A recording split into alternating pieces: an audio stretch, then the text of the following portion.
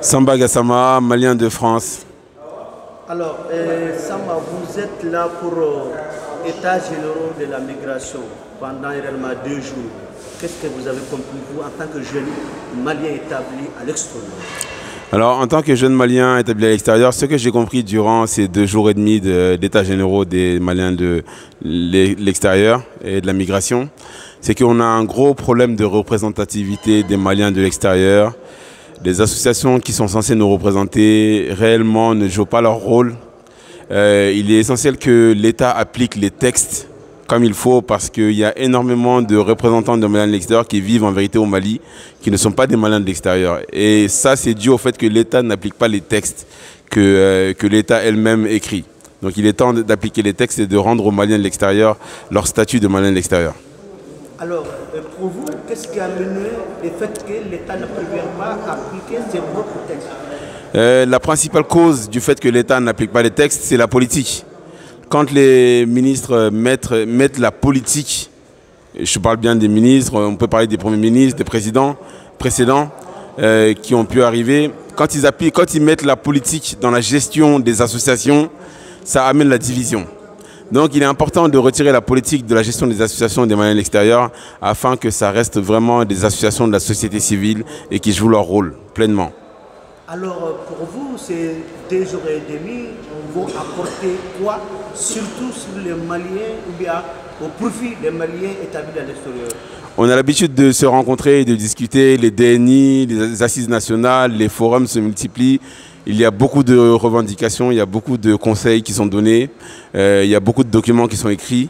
La question c'est est-ce que le gouvernement a la volonté d'appliquer ce qui est dit? C'est ça la question. Aujourd'hui, si le gouvernement décide d'appliquer les conseils que les gens de la diaspora donnent pour eux-mêmes, je pense qu'on va régler énormément de questions, énormément de problèmes. La question est de savoir est-ce que le gouvernement a la volonté de régler les problèmes et d'appliquer les conseils qu'on donne. Alors pour vous, si quelqu'un qui vous attend comme ça, on dirait que vous n'avez pas trop de la confiance sur les autorités actuelles. Pour vous, est-ce qu'ils seront différentes réellement aux autorités précédentes? Ce n'est pas que je n'ai pas confiance aux autorités actuelles, c'est que nous partons de loin. Le Mali n'a pas commencé avec la transition. Le Mali existe depuis 63 ans et nous sommes dans la démocratie depuis 92. Et nous, c'est à partir de là que nous, on analyse, depuis 92. Donc, je ne juge pas la transition, je juge les politiques qui dirigent le pays. Et aujourd'hui, la transition fait partie de ces politiques-là. Est-ce que la transition fera mieux que les précédents? C'est le temps qui nous dira. Mais aujourd'hui, je ne peux pas dire s'ils feront mieux ou pas. C'est le temps qui nous dira. Donc, pour l'instant, tant que je ne vois pas, je reste plutôt méfiant et observateur. Alors, c'est le même président actuel, précisément, qui est vraiment à la tête du Mali, qui a signé ces décrets dont vous parlez. Et jusqu'à présent, 3 ans ou 2 ans et demi après, on n'a pas vu l'application intégrale de ces décrets. Alors, pour vous, c'est ce qu'on appelle manque de volonté, ou bien qu'est-ce qui réellement ne va pas? Pourquoi ces textes ne peuvent pas être vraiment appliqués jusqu'à présent? Oui, ça doit faire 2 ans que le décret a été signé. On ne voit toujours pas l'application et notamment l'élection de Habib Sylla à la tête du Haut Conseil montre que déjà on viole le texte qu'on a voté. Que le gouvernement a signé, que le président a signé le décret. Puisque le décret dit que ne peut pas être malien de l'extérieur quelqu'un qui vit au Mali depuis plus de 6 mois. Or, tout le monde sait que Habib Sylla est installé au Mali depuis des années et malgré ça, il a été élu à la tête du Haut Conseil des Maliens de l'extérieur. Déjà, c'est une violation flagrante du décret. Or, le Premier ministre Choguel Maïga a assisté à la réélection d'Habib Sylla, ce qui est une légitimation de fait d'Habib Sylla, alors qu'il ne correspond pas à la définition de Maliens de l'extérieur. Donc forcément, on se pose la question de savoir de la volonté des gouvernants d'appliquer leurs propres textes. J'ai assisté à l'engagement de l'ancien ministre Alhamdou Aguilène, qui a vraiment montré une volonté de changer les choses. Mais la politique généralement s'immisce dans ça. Je crois que la chose, il n'a pas pu amener à bout son projet malgré sa volonté Et je pense que là, le questionnement va vers son Premier ministre, Choguel Kokala Maïga, et son président, Assimi Goïta. Il est temps de rendre aux Maliens de l'extérieur leur statut de Maliens de l'extérieur. On ne peut pas mêler la politique à ça et donner le statut de Maliens de l'extérieur à des gens qui vivent au Mali. C'est impossible. Voulez-vous nous évoquer un peu une complicité avec le président du Haut Conseil national et ainsi que les autorités? Bon, je n'irai pas jusqu'à parler de complicité. Je dirais que peut-être que les autorités ne sont pas forcément conscients de nos réalités. Et les autorités ne sont pas forcément conscients de ce qu'on vit. Le président actuel, Assimi Goïta, ne connaît pas forcément les réalités des gens de la diaspora parce qu'il n'a pas été de la diaspora. Il n'a pas eu à gérer le pays avant. Mais le Premier ministre Choguel Kokala Maïga connaît très bien les réalités de la diaspora.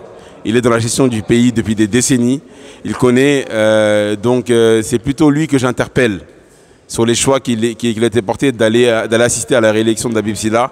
C'est un message fort qui n'est pas passé inaperçu. Pour ceux qui ont espéré enfin que la diaspora retrouve son statut, le fait que le Premier ministre participe à l'élection d'Habib Silla pour le légitimer, c'est quelque chose qui nous a interpellés. Donc c'est plutôt lui que j'interpelle sur la question. Alors, autre question, vous vivez en France. Aujourd'hui, nous sentons quand même que la politique entre le Mali et la France ne va pas.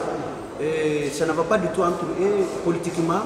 Est-ce que cela répercute un peu sur vous, les Maliens internationaux, précisément en France? Est-ce que vous vous sentez menacé ou vous vous sentez gêné de cette différence qui est entre ces deux-là? Non, très clairement, en France, les autorités françaises ne nous font pas subir, ne nous font pas subir du tout le conflit qu'il y a entre l'État français et l'État malien. On ne le ressent pas du tout quand on est en France en tant que Malien. Maintenant, on en subit quelque part les conséquences parce que la suspension d'Air France et la suspension des visas, c'est quelque chose qui nous touche directement ou indirectement. Nous-mêmes qui sommes ici actuellement à Bamako, beaucoup d'entre nous sommes impactés par la suspension des vols Air France, parce que beaucoup d'entre nous sommes venus avec Air France. Mais en soi, les conflits entre États ne sont pas la même chose que les conflits entre individus. Ça finira par se régler. Les États ne se gèrent pas comme une amitié. C'est les intérêts qui priment et il faut que chacun gagne son intérêt dans ça. Et ça, j'y crois.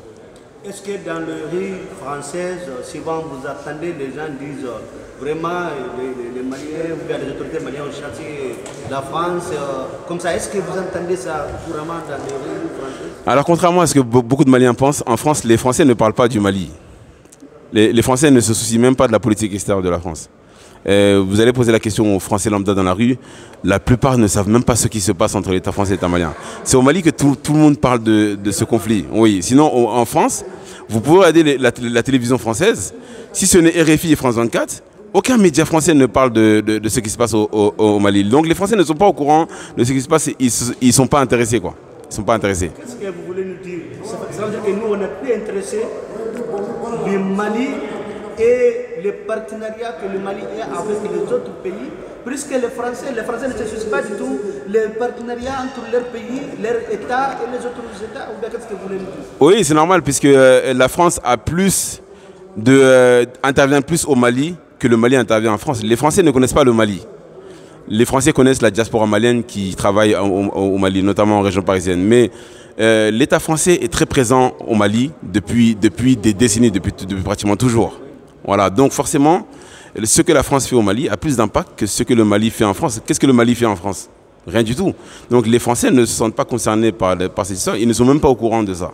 Voilà, comme j'ai dit, si ce n'est RFI et France 24 qui sont des chaînes écoutées à l'extérieur de la France, les Français n'écoutent pas RFI et France 24. Donc oui, les Français ne regardent pas RFI et France 24. Étant en France, vous n'écoutez pas RFI? Moi j'écoute RFI parce que je suis malien d'origine, je me sens concerné par la politique africaine. Je me sens concerné par la politique extérieure de la France parce que je suis étranger de base. Mais les Français lambda ne s'intéressent pas à ce que leurs autorités font à l'extérieur. Donc ils n'écoutent pas RFI, ils n'écoutent pas France 24. Alors pour conclure, qu'est-ce que vous avez à l'endroit de l'ensemble des peuples maliens et surtout les autorités maliennes? Ce que je souhaite, tout d'abord, c'est que enfin les Maliens prennent leur véritable indépendance vis-à-vis pas que de la France, mais vis-à-vis du monde entier. Mais surtout que les autorités maliennes fassent de la bonne gouvernance une règle. Que ce soit les Maliens de l'intérieur ou les Maliens de l'extérieur, on est tous victimes de cette mauvaise gouvernance. Aujourd'hui, quand on est ministre, on jouit d'un groupe électrogène. Quand on n'est plus ministre, on n'a plus de groupe électrogène, on subit les coupures de courant. Donc tout le monde est concerné par la mauvaise gouvernance. Celui qui est riche, il est obligé d'acheter une grosse voiture pour rouler dans Bamako parce qu'il n'y a pas de route. La diaspora subit aussi cette mauvaise gouvernance. C'est la raison pour laquelle beaucoup de Maliens sont à l'extérieur. On ne peut pas être fier d'être loin de son pays. On y va pour chercher de quoi subvenir aux besoins de la famille. Voilà, donc ce que j'appelle aux gouvernants, c'est la bonne gouvernance et faire en sorte que les Maliens n'aient plus besoin d'aller à l'extérieur et que ceux qui sont à l'extérieur puissent revenir au pays, entreprendre et travailler.